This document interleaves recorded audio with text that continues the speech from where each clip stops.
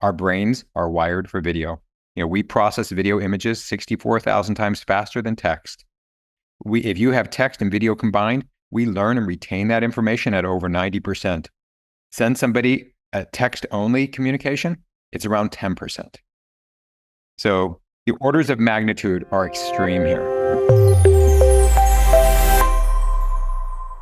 Welcome back to another installment of the Next Gen Case Study Series. On today's episode, we have Marc Zionts, who is the Chief Executive Officer and Board Member of SundaySky, a leading SaaS platform for AI-powered personalized video creation. With over 35 years of experience in building and scaling technology and software companies, Marc has a proven track record of driving growth and value creation across sectors such as SaaS, telecommunications, and AI-driven businesses. He has previously held executive roles at Automated Insights, Numerics, and Synacor, and I heard a whole bunch more, which we'll dive into as we go through this conversation. But this is where he finds his expertise in AI video optimization and business transformation that he contributes to SundaySky's contributed growth, which is why we're excited to have him on the show. Marc, welcome to the program. Thank you. Delighted to be here.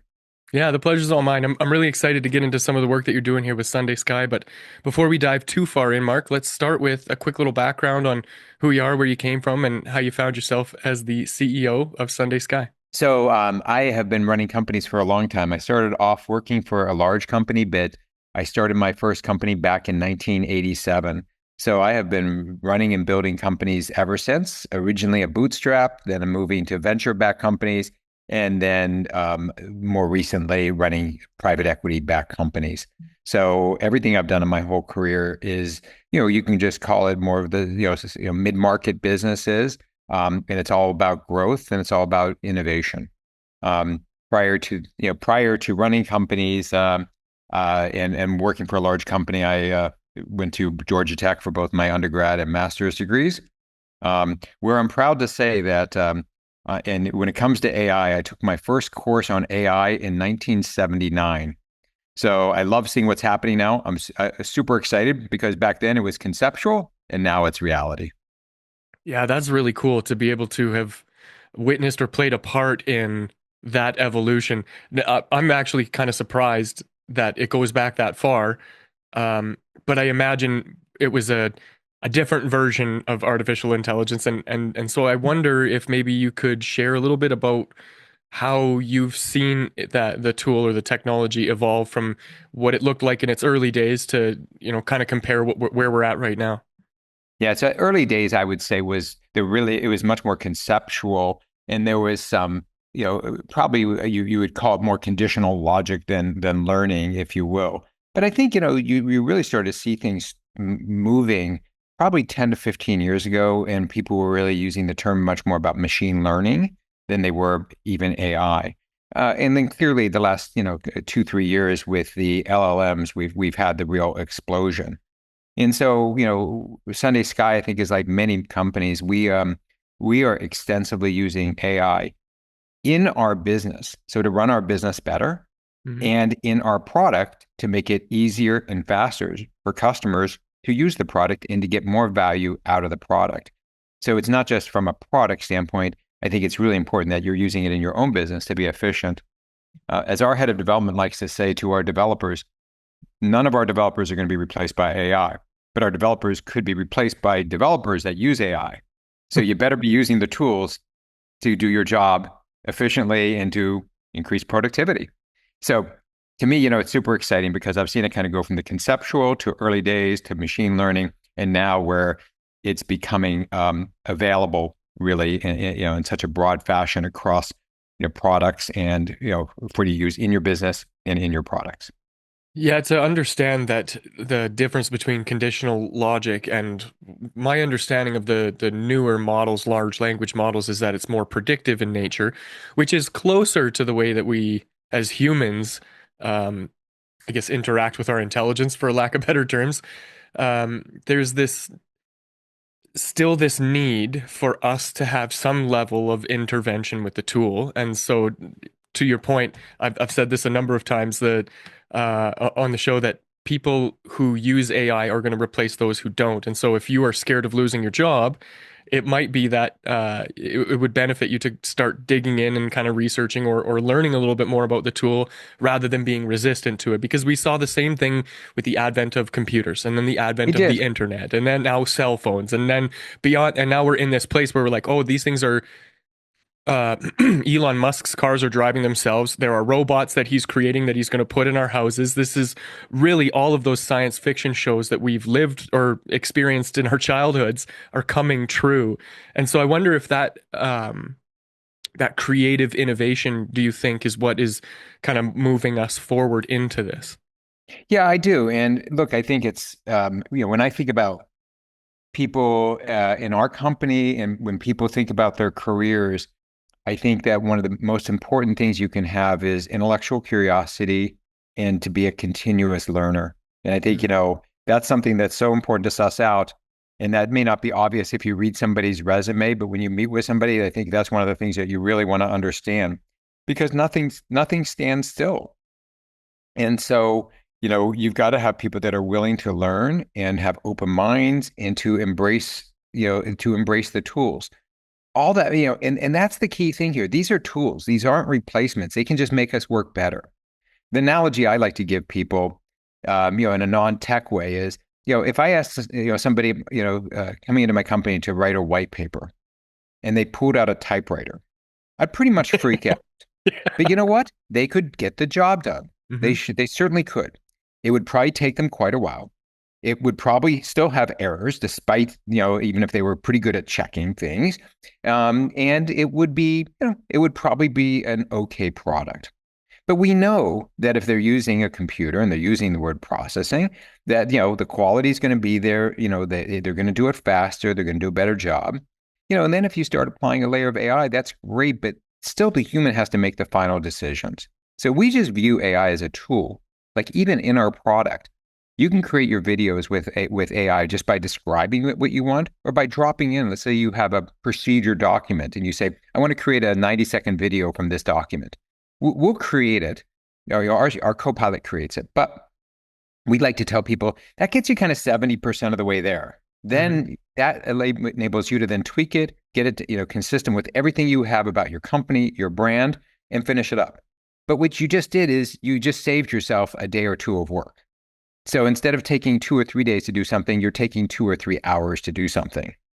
And that's what we're looking for. So it doesn't replace the person. It makes the person work, faster, better, higher quality. Now, in the end, that of course may mean that you might not need as many people in your company, but what entrepreneur isn't interested in operating efficiency? You want to figure out how you have the most revenue per person. You want to make sure you're scaling efficiently in your business. So, in the long term, that just means that certain jobs there may not be the growth, but there could be, growth in other kinds of work.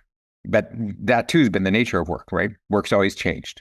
Yeah, I was comparing your typewriter anecdote to my version of this, which is we still till the fields. We just don't do it the same way. We still have to Yeah, sow the seed, but it's now we're using GPS monitored tractors and combines to do the same job that it used to be an ox and a very crudely welded together steel frame. absolutely. And by the way, I think you'll see self-driving combines and other farm equipment even faster than you will see mass deployment on the roads because it's a more controlled environment, right? Right. The hardest thing about a self-driving car isn't making great. If all cars were self-driving, it would work beautifully. But the mixture of self-driving and people with unpredictability of people, that's the problem. Mm, On a farm, you don't have the unpredictability of people in the same way that you do on a road. So right. yeah, my guess is that you're going to see out of Caterpillar and Deere and Komatsu and all these big manufacturers, you're going to be seeing a lot more in the self-driving. My neighbor has a automatic lawnmower that Yeah, I've deploys seen those. itself. Yeah. Yep, So that we're already almost there, Mark. we're This there. is That's right. this is really cool. So let's look at we take this innovation, make it easier for people to create videos, and now we have to present it to the world. And I'm sure that you're going to have the one front of people, and I may or may not be a part of this because I'm still reluctant to use video stuff. So there's a group of people who are using software like Adobe or DaVinci or things like that to create their own videos. And there's a process that goes into editing properly and creating a narrative and telling a story and all those other, I'll call it human elements into it. But it still is very labor intensive. And so as much as we love to be creative and have the creative voice and be resistant to AI taking that over, there is room for the average person who doesn't necessarily have the expertise to maybe now participate in that space where they wouldn't have otherwise. So I'm curious to maybe suss out what the avatar looks like for somebody who would use SundaySky for part of their workflow. Yeah. So first of all, I think, one of our, if you think about our mission as a company, we're trying to democratize the creation of video. We're trying to make it easy for anybody to be a video creator. We're trying to make it so that you don't need to have special skills. You don't need to know how to use Adobe After Effects to create a video. So we have a great UI UX, and we have 3 ways that you can create a video. If you know what you want and you do have some creative chops, you can actually start with a blank slate and go from there. The other side of the equation is you can tell the AI what you want or drop in something current and ask it to create the video, and it will get you started. You can then modify that. In between that, we actually have we basically have a best in case templates, if you will, for different kinds of use cases for different verticals. So it's kind of inspiration. If you say, I'm in this industry and I want to, if I'm in insurance and I want to have onboarding video, show me 3 examples. And they're yours for the taking. You can take those, you can modify those, and they can get you started. So it's kind of like in between. So that, there's 3 ways to work. Now, when you think of what goes into a video, you've got graphics. And so we have pre-built a lot of those graphics, and we pre-built the animations and the After Effects. So you can just pick from that. You don't have to, create it. That saves people days, if not weeks. Number 2, you need to have media, but media isn't one thing. You might have existing assets in your company. You might have, whether it's a logo, whether it's a piece of promotional video, whether it's product shots, screenshots. So we allow you to upload any of your existing media and repurpose it and reuse that. That's so that's one way of thinking about media. Another way is you may just say, hey, I want professional images, real images. So we have Getty stock built into the product. So you can pick static and video imagery, fully licensed from Getty. That's number 2. Number 3, you can say, you know what? I want to just tell the media, I want to tell the product what kind of media asset I want. And I want AI to generate that. So we've built in AI image generation, and soon we'll be introducing AI video generation. That is just for creating, assets or images, if you will, or scenes, if you want. And there we've partnered with Google. The third element, or another element, it'd be the 4th, would be AI avatars. So in the case of an AI avatar, there's 2 kinds of avatars. We're introducing this in the 4th quarter. One is a stock avatar. So you can just pick, somebody that, is not real and say they're my avatar. And by that, then when you type in that whatever text, or if AI types in the text, it uses that avatar's persona. So it's them, like they're talking, and they've got a certain, tone and inflection. And, and by the way, they can speak all kinds of languages, which is kind of cool. But, that's stock. But the other way is called a replica avatar. That's where you train it over just a couple minutes. You're talking and it's getting your picture. Now we've created AI Devon.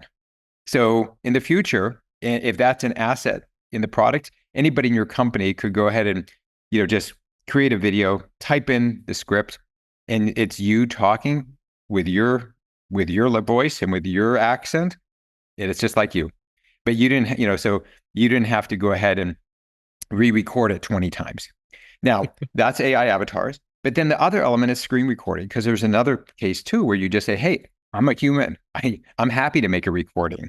And it's just going to record you and create that as an asset. So these are all asset types that just go into media, which is one element of video.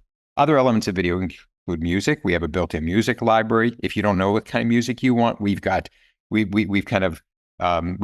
guides with themes, or you can just use our AI Copilot and ask it to suggest music that's appropriate for your video content.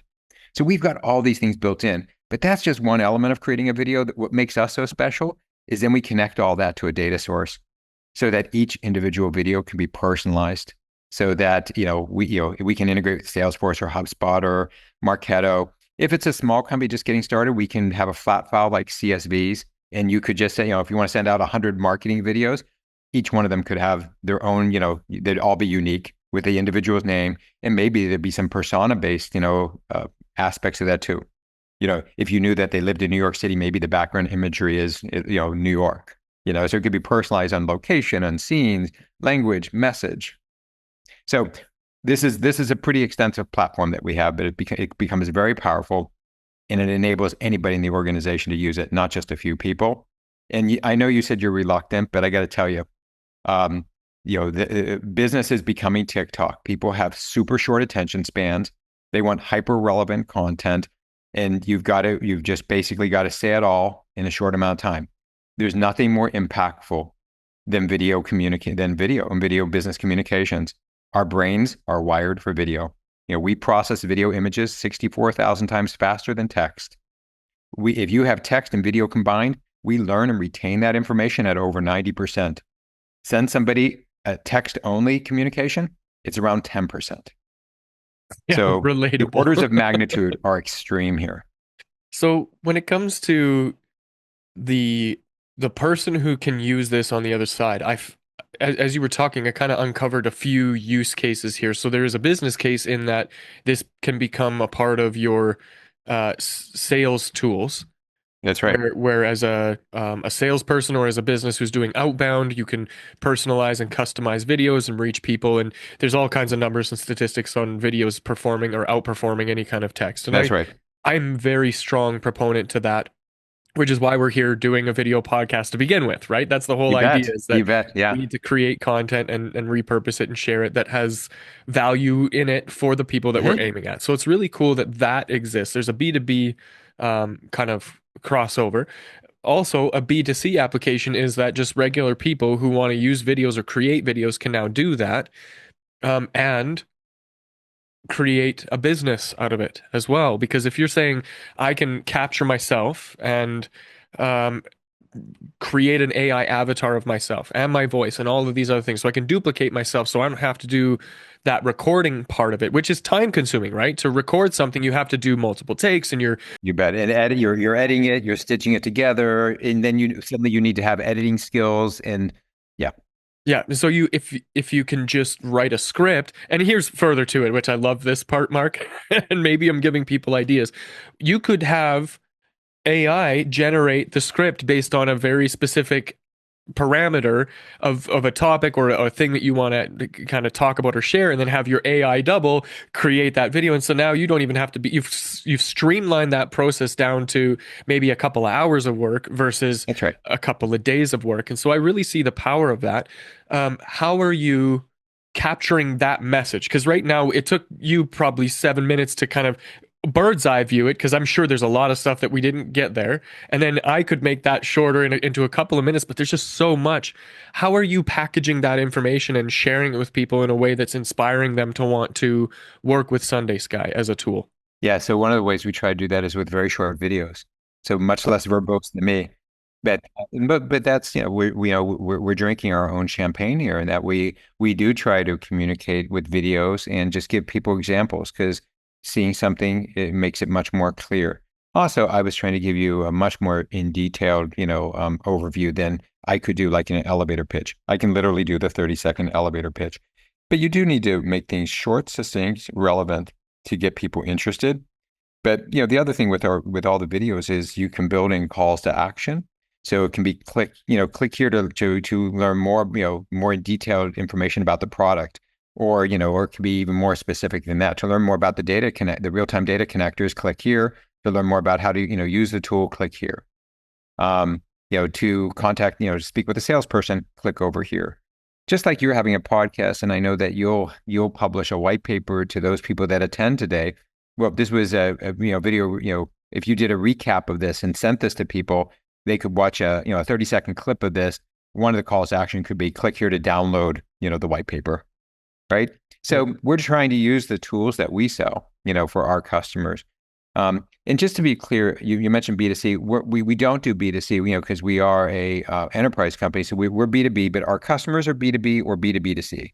So, many of I them, are, of see. course, are reaching to a consumer, but, we're not a product for, an individual. We're for an enterprise or for Yeah. business. Yep. Makes sense. Makes sense. Because I'm looking now at just all of the examples that you gave and how directly correlated to that is. So when it comes to the customer acquisition part of this, Yep. what sorts of systems and processes do you have in place that kind of help you nurture people along once they've had a chance to experience the content? They think everything's okay, this is great. There might be a fit here. Walk me through the rest of the pipeline. What does that all look like? Yeah, so our pipe, is generated through multiple sources. So first of all, we do get a lot of referrals, and those close at an extremely high rate. We do have a lot of sales-led motions too. I'm a big believer that I don't care how big your company is, everybody's in sales, and everybody should be generating leads. And so we look for those. I like to tease our head of sales that I have a dotted line to him, and I'm the CEO BDR because I need to generate business too. Everybody needs to carry their own weight. Never underestimate the power of, people caring about their business, excited about their business, talking with people, and coming with referrals. Same with customers. Our customers love to refer people once they're using the tool too. So that's those are called sales-led motions, if you will. Mhm. Then of course we have a mixture of other, motions which, can relate to both paid and organic activity to drive traffic into the web and having great content there for people. Mhm. And that may result in a lead, or it may result in them, nurturing along and continuing to get more and more content and get educated. They may not be, quote, video ready yet, but they are video curious. So they may be more like you to say, hey, teach me more about this. I want to learn about this over the next year. And then they may become a prospect. So not qualified, not a marketing qualified lead yet, but they're kind of on the list, and we're nurturing them along for when they are ready for video. Then there's certainly, another, good activity for us is going to events.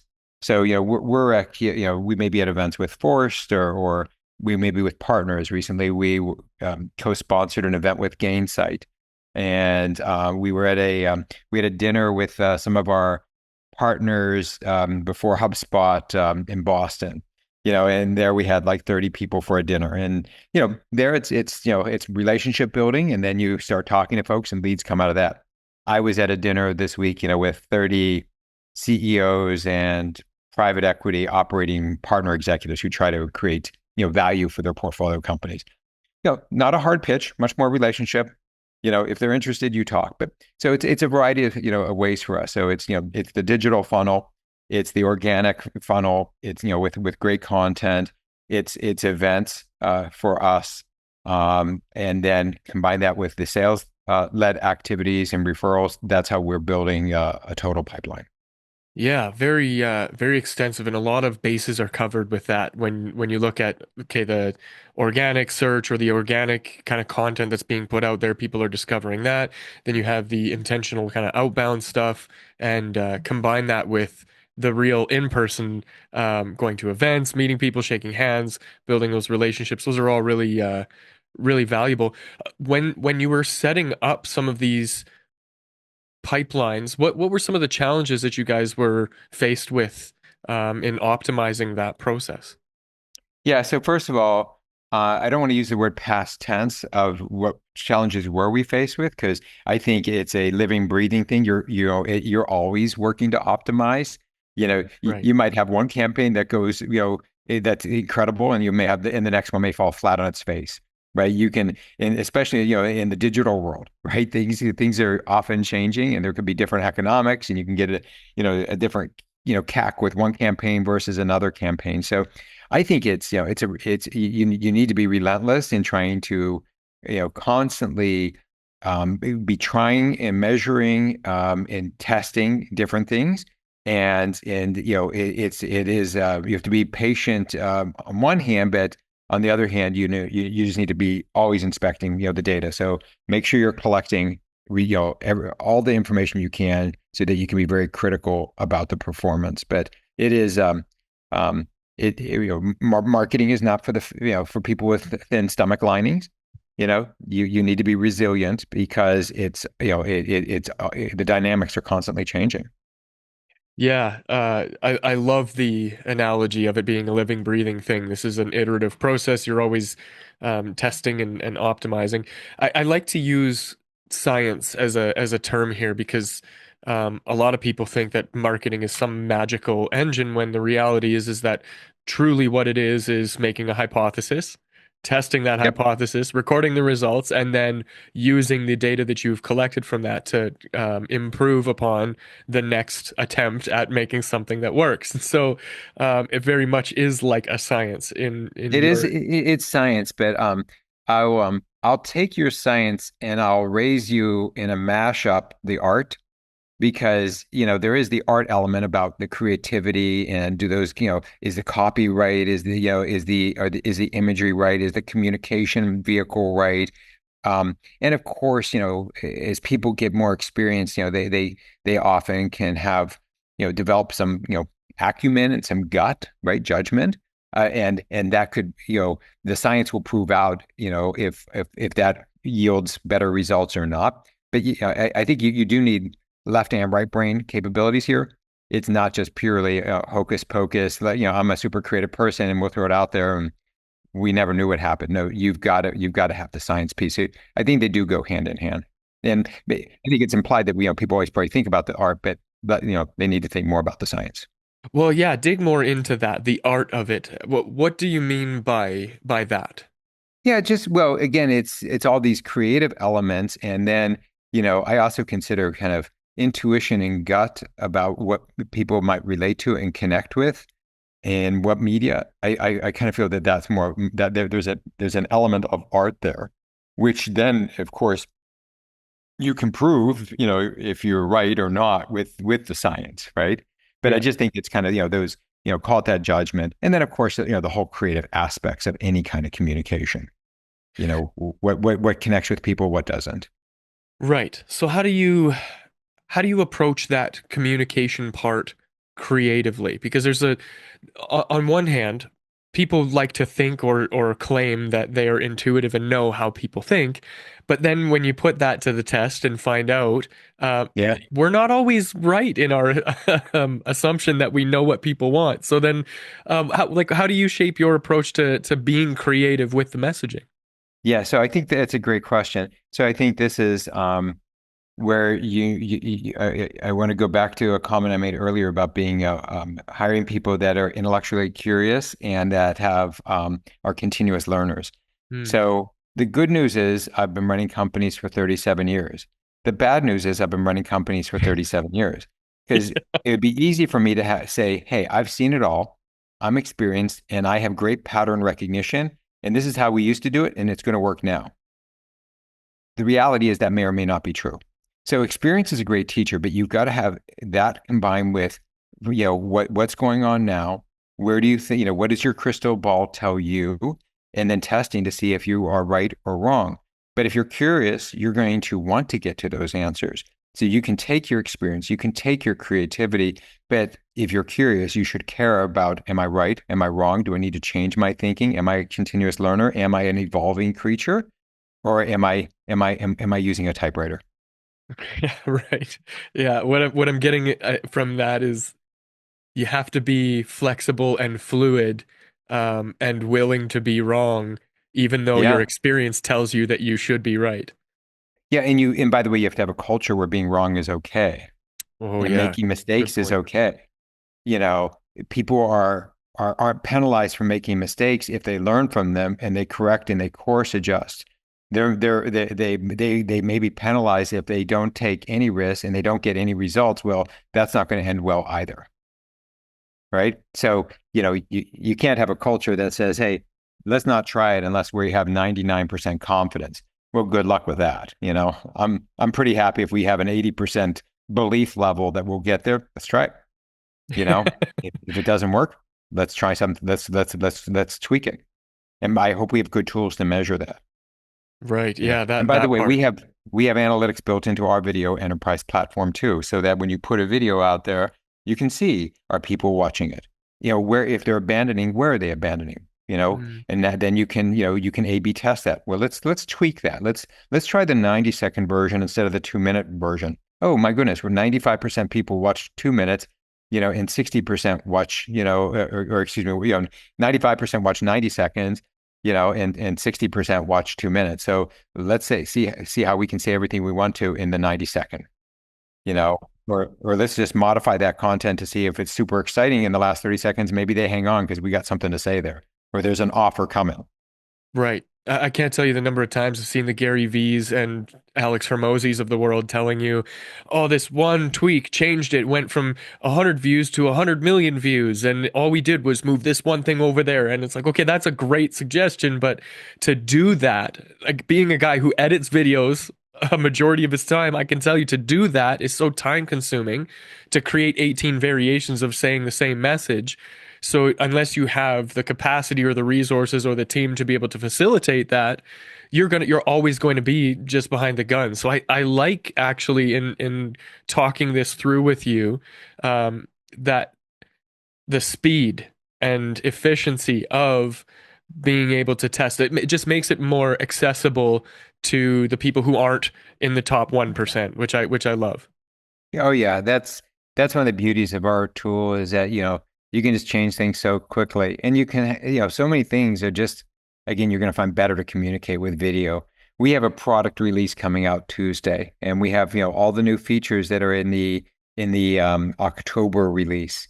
And it's a video. It's, and it shows you everything. It tells you everything. People are engaged. People watch it to the end. They love it. And send them the same thing in an email. They don't get it. 3 months later, they're like, hey, I wish the product did this. It's like, yeah, we introduced that 3 months ago. Well, I didn't know that. Why didn't you know it? Well, we sent an email. I must have missed it. Of course you Right. missed it. But, you get a video. Oh, wow. Let me open this up. Oh, let me watch this. And by the way, I can watch this on one screen. Maybe I have something going on the other screen. When something catches my attention, I really pay attention, or I just hit replay, and I watch it again. Yeah. So, This is yeah, that's a great segue. As we kind of close out the show here, Mark, I wonder if there's anything you could kind of leak to us that you're excited about, what's coming down the pipeline, what's coming out in the new release, or what are you guys aiming at for the next year? yeah. So Q4 and Q1 are huge for us because I did really broadcast some of those features when I was describing media types. So our AI avatar is Q4. Our AI generation is Tuesday. That's in the product. The full kind of screen editing capabilities, screen capture, which both could be you as well as what's on your screen if you want to show people how to do things, all that's being introduced in Q1. So what we're really just doing is adding tons more media type.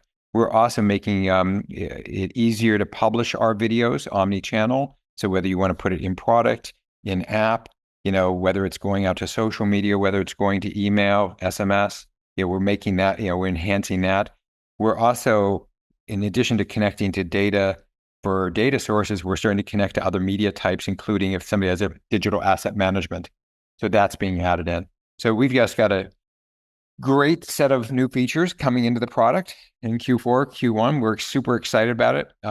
This is like anybody, it should come from a mashup of customer input with like this, with like that, as well as what we see. But one of the things we've noticed is with some of our customers, we talk to them and they tell us that they're using 3, 4, 5, 6 or more video tools. We're like, hey, you actually can get rid of those other ones now because you can do all those things on SundaySky. So as a platform, what point solutions we're doing, we are just one of way to create media on our platform. So that's really exciting, and it's creating a lot of value for our customers. It's especially total cost of ownership. If they're trained on one product and not 4 or 5 products, that alone saves them so much. Yeah, that consolidation is huge. I can tell you just from my own Yes. experience having to jump across 8 different platforms to get to where I need to be. So to have everything in one central location is super powerful. Yeah. But hey, Devin, on the air, I'll just even say to you, Rachel will be glad to coordinate with you, but would love to give you a trial, show you how it works, and let you play with it and decide for yourself if you think it's an easy to use platform. Because, and I have my hypothesis here is that you will be pretty much blown away by the fact that you can be creating videos quickly. Um, when I'm pitching the company, I do demos myself. So that's the other element. If it's easy enough for the CEO to use, it must be a pretty good interface. Yeah, that's the truth right there. Mark, this has been great, man. I'm very grateful for your time and wisdom here. As we kind of close out the show, if somebody wanted to reach out to you to pick your brain further or perhaps work with you, what's the best way for them to do that? Yeah, so of course, go to the website. There's lots of great resources there. I am on LinkedIn, and Mark is spelled Marc, and my last name is Zionts. Reach out to me on LinkedIn, or feel free to email me, mark.zients@sundaysky.com. And love to hear from people. Beautiful. We'll make sure to link to all that in the show notes for anybody that's watching or listening wants to get in touch with Mark. That's how you'll do it. And on that note, if you want to get in touch with me and my team for any of your marketing or AI needs, you can visit nextgengrowth.com. Otherwise, that's it for this episode. Thanks for joining us for this conversation, and I will see you in the next.